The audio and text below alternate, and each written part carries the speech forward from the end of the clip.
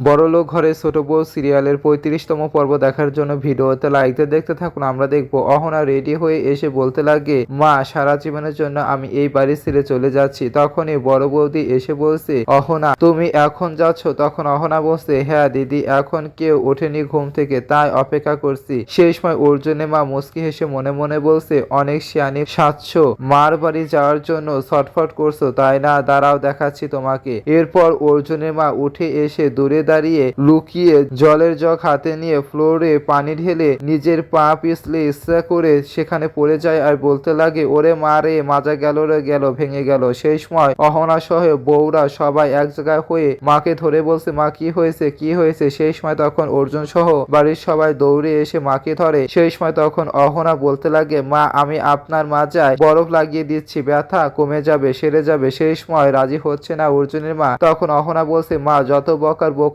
কিন্তু আমি যতক্ষণ এখানে আসি আপনার সেবা করে যাব, কিছুক্ষণ পর তো আমি চলেই যাব, আমাকে সেবা করতে দিন। সেই সময় তখন অর্জুনের মা অর্জুনকে বলছে, দেখ ছোট, দেখ কত বড় কথা বলছে তোর বউ, আমার এই অবস্থায় ও মার বাড়িতে চলে যেতে চাচ্ছে। আরে এই অবস্থায় কেউ যায় বল আমাকে ছোট, দেখ ওর আমার জন্য কোনো খেয়াল চিন্তা নেই রে। এরপর তখন দেখা যাচ্ছে অহনা অর্জুনের মায়ের মাজায় সে বরফ দিতে থাকে। সেই সময় অর্জুনের মা মনে মনে বলছে, দেখি এবার কি করে যাস তোর মার বাড়িতে। তো বন্ধুরা, অর্জুনের মা চালাকি করে অহনাকে মার বাড়িতে যেতে বাধা দিল, বাড়িতেই রেখে দিল। কেমন লাগলো কমেন্টে জানিয়ে দেবেন।